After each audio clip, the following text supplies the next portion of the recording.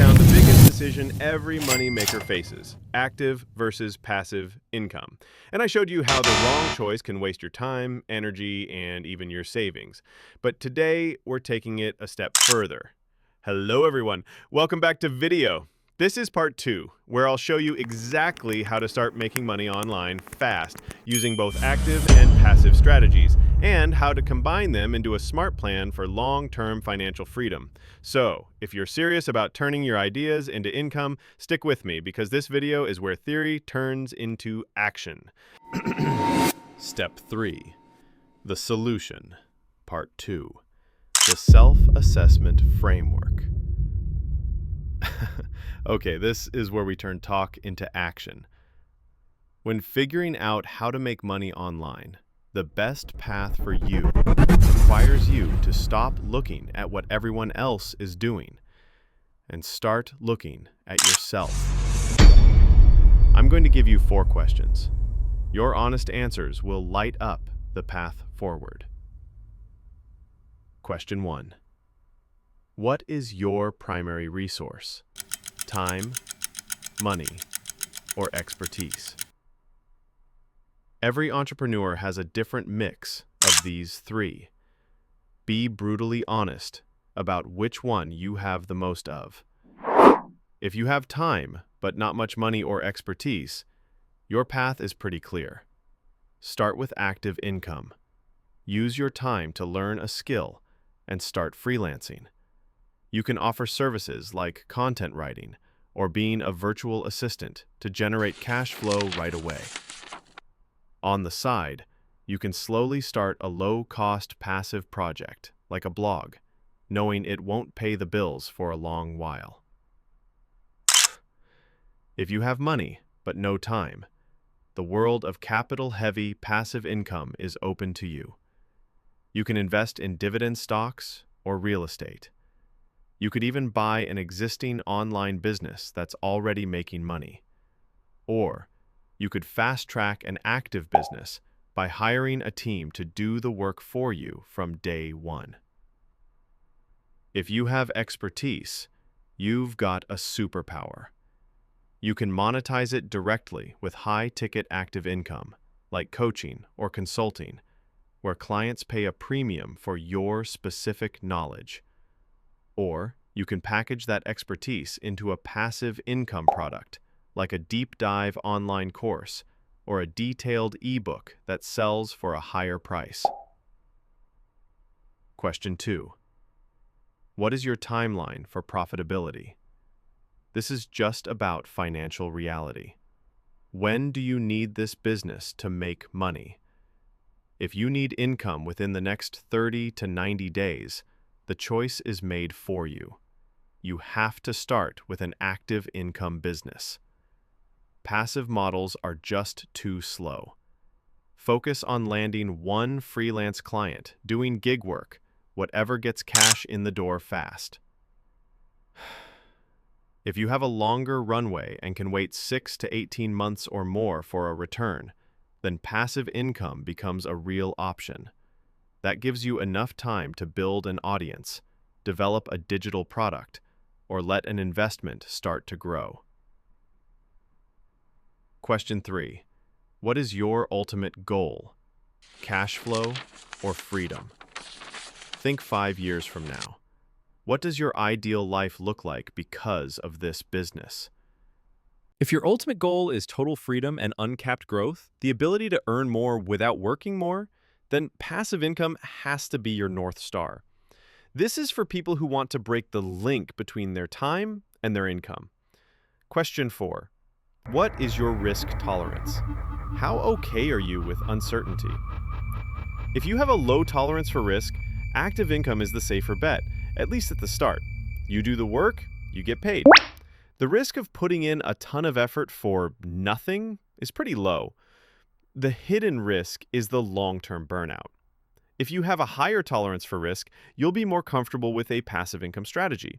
This path is full of upfront risk. You could spend a year and thousands of dollars on an online course that nobody buys. The potential reward is massive, but so is the initial gamble.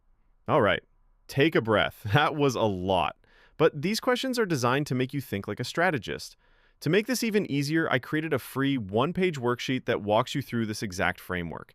You can print it out, jot down your answers, and get instant clarity. The link is right at the top of the description. Go grab it now, because having this clarity will make this next section, choosing your niche, so much more effective. To next specific, you've done the self-assessment, you have your direction, active or passive. Now for the fun part, choosing your battlefield for making money online. A brilliant idea in a bad niche is dead on arrival, but even a decent idea in a great niche can fly. Here's how you find yours. For active income, you are the product. Your skills are the service, so it all starts with you. The skill stack audit. Forget what's trendy. Open a doc and list every single thing you're good at. Seriously. List professional skills from your job, project management, sales. List your hobbies, video editing, playing guitar. List things people always ask you for help with, fixing their resume, planning a trip. Don't judge, just list. The market demand test. Now let's see if people will pay for those skills. Go to a freelance marketplace like Upwork. Search for your skills. Are there tons of job postings? Are top freelancers in that space making good money? This is where you find proof that people are already spending money to solve a problem with your skills. The "I can tolerate this" filter. This is the secret weapon. Active income is a grind. If you pick a niche you hate, you will quit. Look at your list of in-demand skills and cross off anything you can't imagine doing every day for at least a year. You don't have to be passionate about it, but you have to be able to tolerate it. Consistency brings cash flow. And you can't be consistent with something you despise. For example, your skill audit shows you're great at graphic design. The market test on Upwork shows a huge demand for YouTube thumbnail design. You enjoy creative work, so it passes the tolerance filter. Boom, that's a niche. Or maybe you worked in HR. The demand for resume and LinkedIn profile writing is always there. That's a niche you can start tomorrow. How to find a profitable, passive niche. Finding a passive niche is less about your direct skills and more about finding a profitable sweet spot between an audience, a problem, and a product. The intersection method. The best passive niches are at the intersection of three things: a topic you're interested in, a problem a specific audience has, and a market where people are already spending money. Your interest is key because you'll need it to power through all the upfront work. Keyword and trend research. Once you have a general topic, you need to check it with data. Use a tool like Google Trends to see if interest is growing or dying. Use a keyword research tool to look for what people are searching for. You want to find topics with decent search volume but beatable competition. This tells you there's a hungry audience that isn't already owned by a giant corporation. For example, growing areas continue to be things like sustainable living, home improvement, and specialized personal finance advice. The monetization test. How would you actually make money? Before you build a single thing, check if there are profitable products to promote. Search for affiliate programs on sites like Amazon Associates or Share a Sale. Do your potential competitors sell courses or digital templates? If you see a healthy ecosystem of products already selling, it's a great sign the niche is profitable. For example, you're interested in home fitness. Too broad. You niche down to home fitness for busy parents. A Google Trends search shows at-home workouts is always popular. A keyword search for best workout gear for small apartments shows people are looking for answers.